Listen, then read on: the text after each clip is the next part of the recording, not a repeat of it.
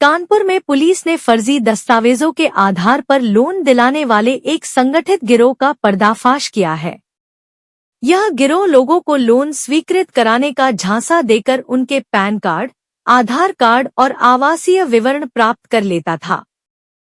प्राप्त दस्तावेजों के आधार पर उनके नाम से फर्जी फर्म एंटरप्राइज स्थापित कर जीएसटी पंजीकरण कराया जाता था और बैंक खाते खोले जाते थे।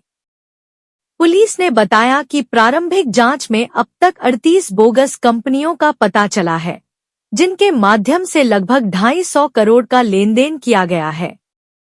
इस प्रकरण में 2 आरोपियों को गिरफ्तार किया जा चुका है और 5 आरोपी फरार हैं, जिनकी तलाश जारी है। जांच के दौरान पार्वती एंटरप्राइज नामक फर्म एक गरीब रिक्शा चालक के नाम पर फर्जी रूप से पंजीकृत पाई गई।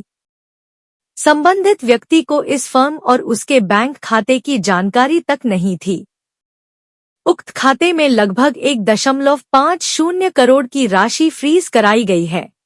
ये फर्जी डॉक्यूमेंट्स के आधार पे लोन दिलाने के लिए एक गिरोह का पर्दाफाश हुआ है, जो संगठित ढंग से लोगों के साथ धोखा करके उनके खाते खोलते थे, उनके नाम से फर्जी इंटरप्राइजेस ओपन करते थे, जीएसटी रजिस्ट्रेशन करते थे और जीएसटी का भारी मात्रा में जो है पैसे डाइवर्ट करते थे। अब तक हमारी जांच में 38 ऐसी कंपनियों का पता लग चुका है जो बोगस हैं और इनके माध्यम से लगभग 250 करोड़ रुपए का ट्रांजैक्शन हुआ है, जिसकी जांच पड़ताल की जा रही है। अभी तक 2 लोगों को पकड़ा जा चुका है और 5 लोग इसमें फरार हैं। सर, किस तरीके से घटना को अंजाम देते थे, किस तरीके से लोगों को ये लोन दिलाने के नाम पे पैन कार्ड, आधार कार्ड और रेजिडेंशियल डिटेल ले लेते थे। उसके आधार पर ये फर्जी फर्म को रजिस्टर करते थे जीएसटी के माध्यम से, और जो बोगस फर्में होते थी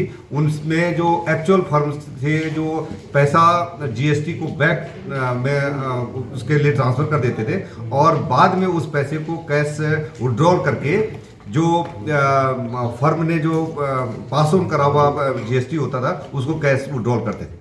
सर, किस तरीके से शिकायत पहुंची थी, किस तरीके से? और अभी तक जो है हमने एक पार्वती इंटरप्राइजेज है जो एक किसी गरीब आदमी के नाम से है, जो रिक्शा पुलर है, उसके नाम से फर्जी खोली गई थी।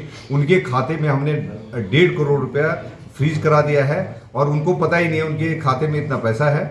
और ऐसे ही कई फर्मों का पता लगा है जो पार्वती से 12 फर्में जो व्यापार कर रही हैं और 2 फर्मों को आगे जो है ये पार्वती इंटरप्राइजेस कर रही है। तो ऐसे करके अभी तक जो है 250 करोड़ रुपए का ट्रांजैक्शन हो चुका है। सर, किसने शिकायत की थी, किस तरीके से मामला संज्ञान में आया था? ये हमारे पास एक ये लड़का अनुराग वर्मा है।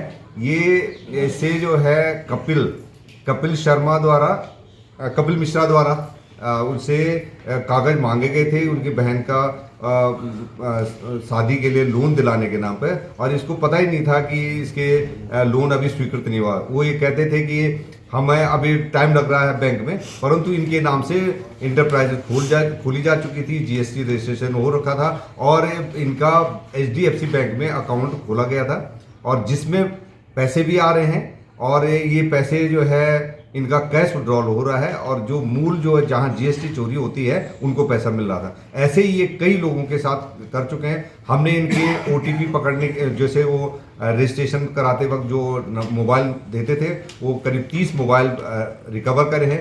52 चाबियाँ अभी तक रिकवर की जा चुकी हैं, जिसे ये पता होता है कि इन्होंने कितने फर्जी इंटरप्राइजेज खोली हैं।